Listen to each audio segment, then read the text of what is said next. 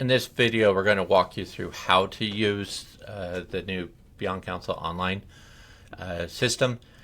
When you first come in, you'll see that this is blank, and if you want to do a new client or go into an existing one, you've got new client. You can say what you want to have. These are the options that we have so far. These will be getting added to, but you will notice that we have a joint trust-based plan, individual trust-based plan, will-based plan.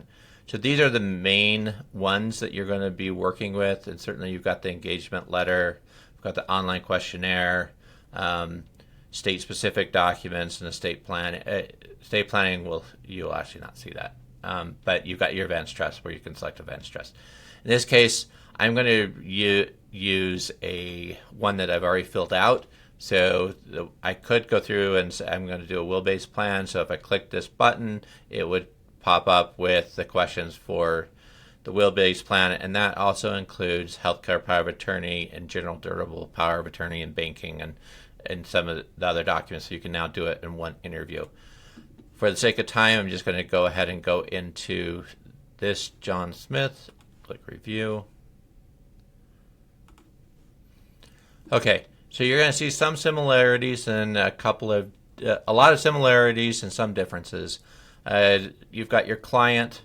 You can fill out the information here with your client, your spouse. If they're married, if it's a married couple, you can put that in. You'll see that you can use John's address. Then you've got children that you can go through and put your children in here. If you need address, you can go through and put that in. And then a new feature here is other parties. So you can add other parties in here.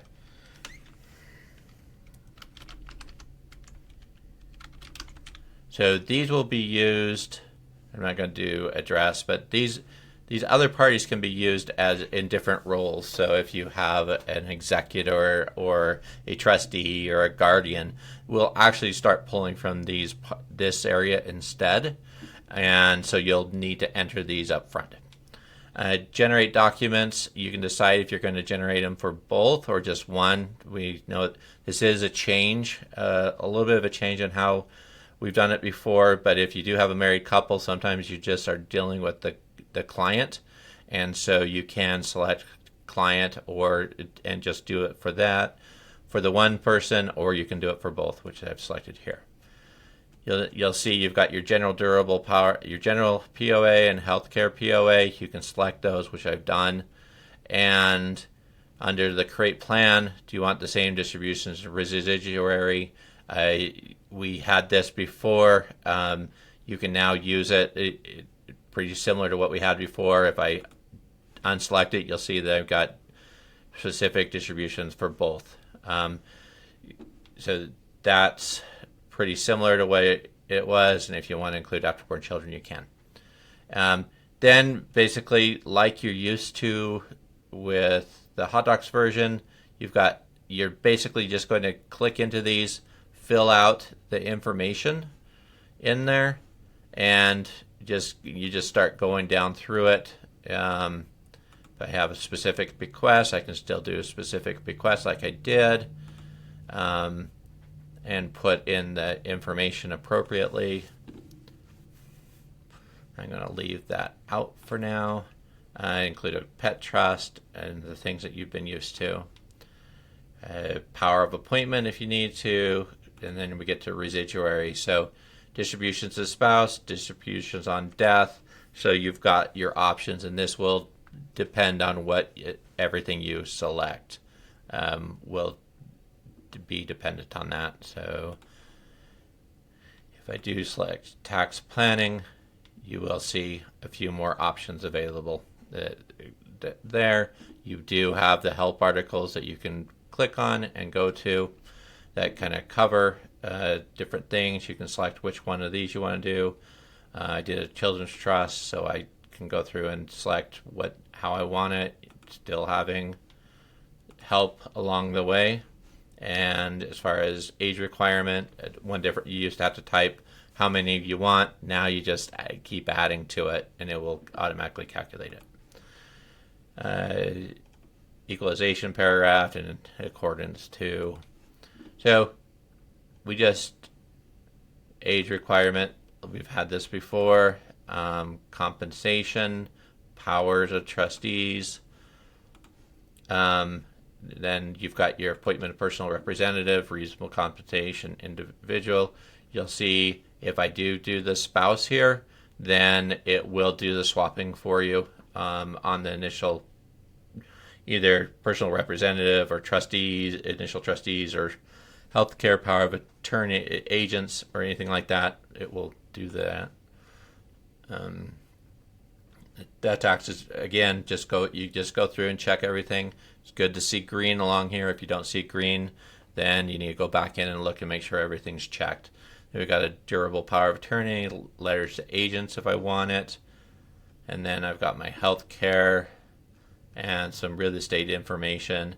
And one new thing is in signing, we've adjusted how this works. So if you know when the signing date's going to be, you can put that date in. Otherwise, you can leave it blank.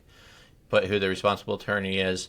Notary, so this is a change. So you can actually pull from the list of people that you have in as a notary. Or if you leave it blank, we'll just give you a blank line that you can put it in. The same goes for witnesses, whether witness 1 or 2. So if you know that who the one witness is, you can kind of intermingle that.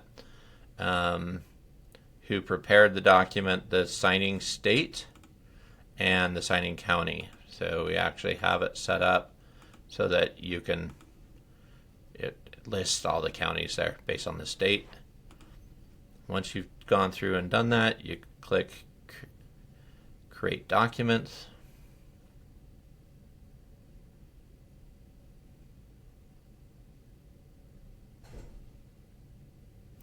And we have all the documents that we created. You can now download them to your system and save them where you want to.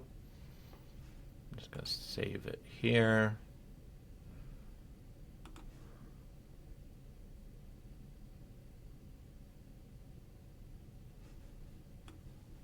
Now you will see some changes in the formatting.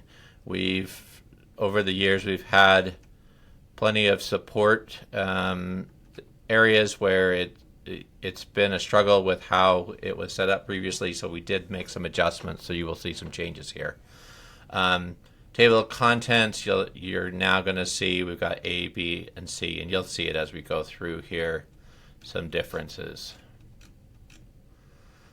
Section 1, so we got articles, so at level 2, we're going to A, so that we can try to make this a little bit easier in your formatting when you want to make adjustments as opposed to the way that we used to have it.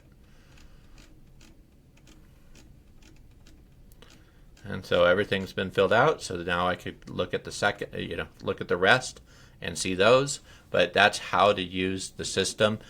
Certainly, if you did a will-based plan and you decided that they decided they wanted a trust, all you'd have to do is go into the appropriate trust place plan. A lot of the information will carry over between the two. You can do that, and basically, like from here, I could go through and do an advanced trust or some state-specific documents or the engagement letter or cover letter, and so that's how it works. Look forward to having you use it and getting your feedback on the new system. Thanks.